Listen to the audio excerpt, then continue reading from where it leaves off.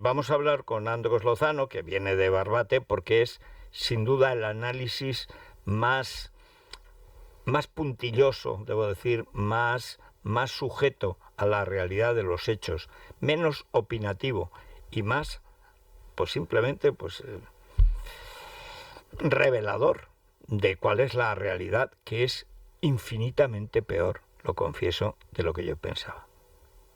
Yo pensaba que la situación ahí estaba mal, muy mal, pero no pensaba que estaba tan rematadamente mal y desde hace tanto tiempo. Es decir, lo de Barbate debería ser un punto de reflexión para toda la sociedad española. Cuando se llega a eso es porque antes han tenido que pasar muchísimas cosas.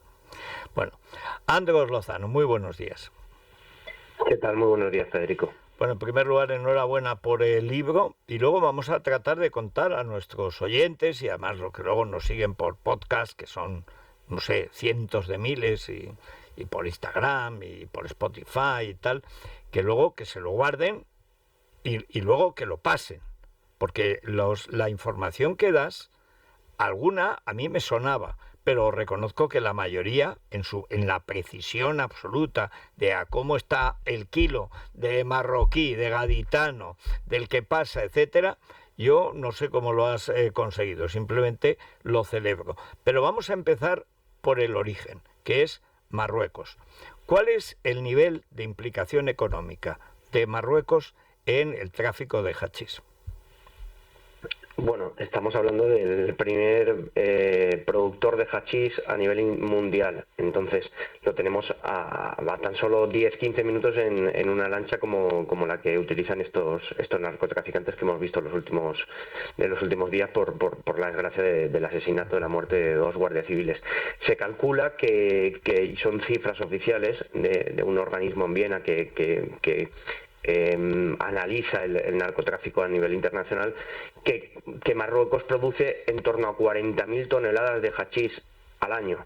Eso tenemos que comprender que ni una mínima parte siquiera se consume solo en Europa. Al final, solo en España. Al final se consume en toda Europa, en Asia, cada vez más en Latinoamérica, y que tenemos la puerta de entrada de ese hachís, del mayor productor del planeta, a la vuelta de la esquina, y que el sur de España tiene un litoral de más de 800 kilómetros. Es cierto que la bahía de Cádiz, poblaciones como Algeciras, como la línea de Concepción, es simplemente un paseo en barca, pero luego tienen todo un litoral inmenso hacia el oeste, hacia playas como las de Huelva, como más la provincia de Cádiz occidental, y luego hacia Granada, Almería, Málaga, incluso el Mediterráneo. Ya se ha abierto una ruta en la que se recorren todo el Mediterráneo con estas lanchas, que tardan unas 7-8 horas, llegan a Tarragona, simplemente tienen que desembarcar la mercancía y ya por la autovía A7, es decir, ya se ponen en Francia en solo unas horas y se distribuye por todo el continente europeo.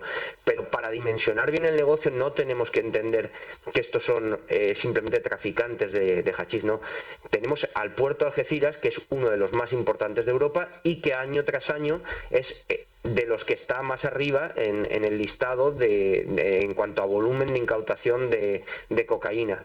Y a su vez las redes tradicionales del hachís no solo están introduciendo hachís, sino que a su vez están introduciendo cocaína. Es decir, la cocaína tiene 2 vías abiertas: el puerto de Algeciras, que es el maná para ellos, porque es muy complicado luchar contra el tráfico de cocaína en el puerto de Algeciras, pero a su vez están utilizando las redes de hachís, trasladando cocaína a África Occidental, remontando por la costa hasta Marruecos, y en Marruecos, ya bien por tierra o por un transbordo en alta mar, vienen las lanchas del sur de España e introducen esa cocaína por las vías y por los lugares y por las playas donde tradicionalmente se ha lijado hachís. Entonces tenemos que dimensionar el claro, negocio. Hombre, lo primero que más me ha llamado es que la Marina Real de Marruecos tiene sueldos.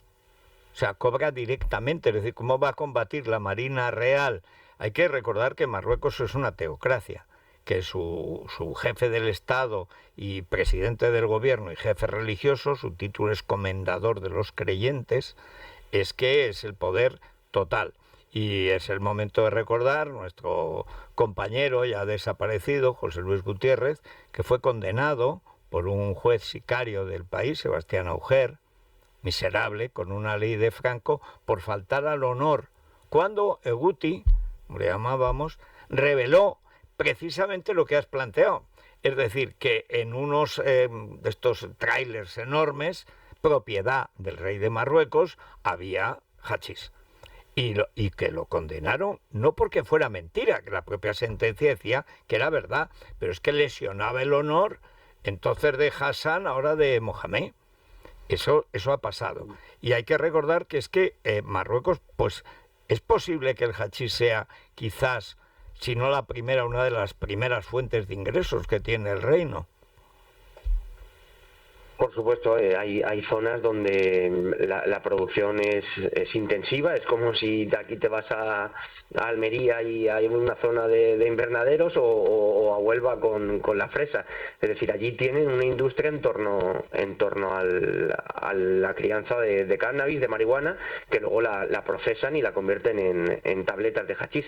Pero es evidente que no puede existir ese volumen de negocio sin la connivencia de las autoridades del país, de las autoridades policiales, y como tú decías, la Marina Real es una parte más del negocio, pero no porque lo diga yo, sino porque lo dicen los propios narcotraficantes. Los narcotraficantes, ellos lo que es la salida del hachís desde Marruecos la tienen prácticamente controlada, no tienen pagado, comprado, corrompido a muchísimos agentes. Entonces esa parte la tienen muy sencilla. Es cierto que en algunas ocasiones, un poco para halagar la imagen del país, se hacen operaciones antidroga en Marruecos, pero son mínimas, quiero decir, se hacen muchísimas más aquí cuando la producción está allí. Entonces, bueno, la connivencia de las altas esferas de Marruecos es innegable, no se puede negar, porque si no se podría mañana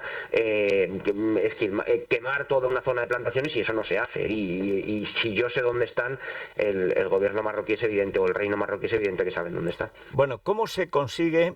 Porque en lo de Barbate, siendo atroz el asesinato, es todavía peor, como símbolo de una sociedad ya corrompida, ver a los jóvenes riéndose y animándoles a que asesinaran a unos guardias que van indefensos, como decía una de las viudas, con un flotador, la madre de unos guardias asesinados, lo mandan con un flotador a una narcolancha.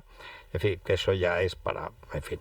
Pero, ¿cuánto cobra un chaval de estos, pero un criajo que no ha terminado el bachiller, porque además hay mucho abandono escolar allí? ¿Cómo se compra, digamos, a la población de toda la parte ya española, donde se recibe el cargamento de hachís y cada vez más cocaína?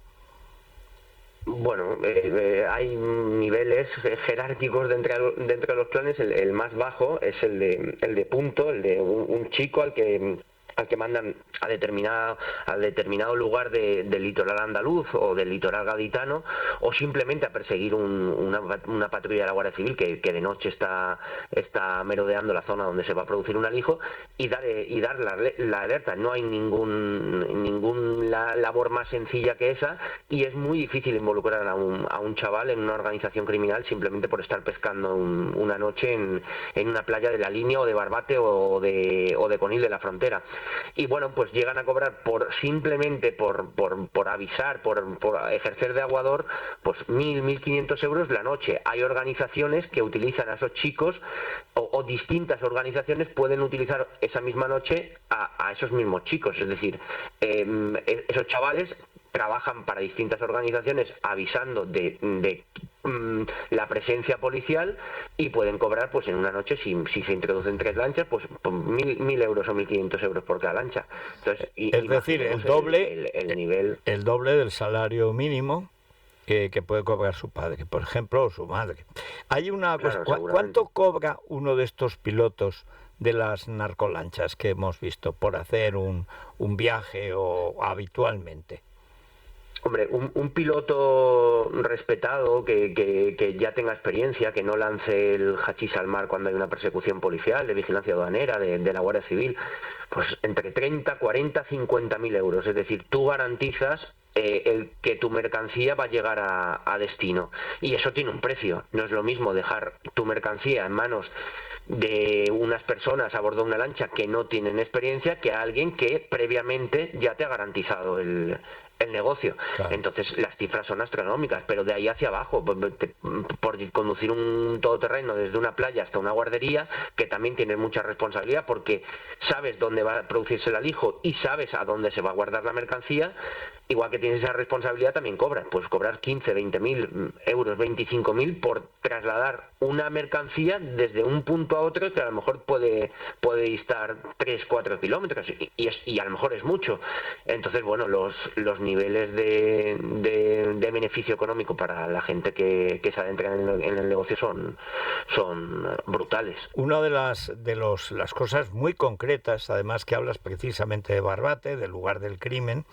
Hablas en el año 2000, Barbate tenía unos 22.000 vecinos, unos 300 chicos trabajaban ya para el narco, unas 1.500 familias vivían del hachís, pero encima la pesca, que es el ingreso tradicional, es un pueblo de pescadores, Barbate, cada vez era peor porque Marruecos imponía cuotas y al mismo tiempo de Marruecos venía la alternativa, que era el costo, el hachís, la marihuana, la grifa, el cannabis, como que se le llama de todas las formas habidas y por haber.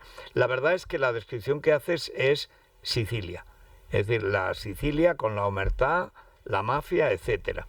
El otro día entrevistaba al alcalde de Barbate y decía, esos no son de aquí, pero ¿cómo no van a ser de ahí?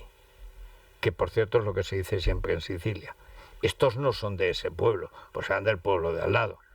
Pero ¿no hay también un empeño en no reconocer la realidad o es que la falta de medios también les obliga a ello?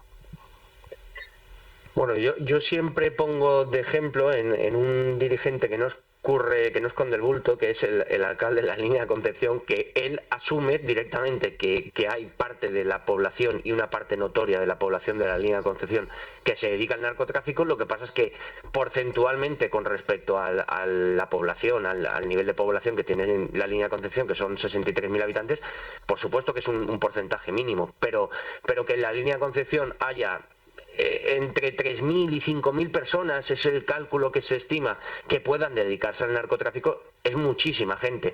Pues eso sucede en poblaciones cercanas, que no son del campo de Gibraltar, pero muy cercanas en cuanto al litoral andaluz o gaditano, que es, por ejemplo, Barbate. Barbate es cierto que su peor momento lo vivió en los años 90 y principios de los 2000, cuando el narco sí que le azotaba fuerte, porque precisamente por ese retroceso de la pesca empezaron a surtirse de pescadores que abandonaban el sector su trabajo, para pilotar claro. sus embarcaciones. Eso conllevó que hubiera incluso pues esa Sicilia que tú recuerdas, pues que se produjera en las calles de Barbate, del modo que había profesores incluso que tenían que empadronar en su casa a chavales en otros pueblos, en pueblos vecinos como Vejer, solo para que no tuvieran que estudiar en Barbate, es decir, para alejarlos de ese mundo, para que no hubiera para que no generación tras generación se reprodujera el problema del narcotráfico. Hubo chicas a las que como corría tanto el dinero, se les hizo adictas a la cocaína, y en el momento que se les cortaba el suministro, las empezaron a prostituir a cambio de esa cocaína. Es decir, es un pueblo azotado por el narco, pero eso es cierto que en cierta medida no sucede ahora tanto. El negocio en los últimos años se acentuó por la línea y por Algeciras, pero claro, al final la presión policial en esas zonas lo que hace es que el negocio se disperse, y se dispersa hacia zonas donde antaño ya se traficaba y donde siguen teniendo las mismas playas. Entonces el narco simplemente, si deja de mirar a las líneas y deja de mirar a Algeciras, pues lo tiene muy sencillo, mira a Barbate, y eso es lo que sucede. Bueno, ya sé que te tienes que ir, yo lo recuerdo siempre porque me impresionó hace como 30 años en Marbella. La policía de Jesús Gil era buenísima, eran los GAR de la lucha antiterrorista que los fichó a todos. Me invitaron un amanecer a ver cómo llegaban los fardos de hachís en el mar. Y entonces llegaban, pero parecía el comienzo de la película Troya. O sea, llegaban a lo mejor 100, tú veías, pero fardos cuadrados, que a lo mejor tenían una tonelada de hachís, y decían, bueno, mira, a lo mejor cogemos de 100, cogemos 10. 15, 20, 90, es igual. Con 15 que pasen, y seguro que pasan más, ya es negocio. Ni te cuento si pasan 50, que es lo normal, porque aquí a las playas de Marbella llegan unos cuantos, pero luego estarán en Fuengirola, estarán en otro sitio y estará gente esperándolos. Dice, esto es tremendo, y el espectáculo del amanecer, viendo aquellos enormes paquetes llegar a las playas de Marbella, era impresionante. Y el policía, sabiéndolo todo y sin poder actuar. En fin, bueno, muchas gracias, Andros, por estar con nosotros y enhorabuena por ese libro, Costo, Las leyes del estrecho. ¿Se puede comprar en Kindle o en Amazon o cómo? Sí, se puede comprar en todos sitios, en el Corte Inglés, en FNAC, en todos sitios, en Amazon, en librerías, se puede comprar donde vale la pena, porque si alguien cree que esto solo es Andalucía, se equivoca. Se equivoca. Toda España, geográficamente, puede ser una patera del narco. Muchas gracias, Andros. Gracias a ti, Federico. Un saludo.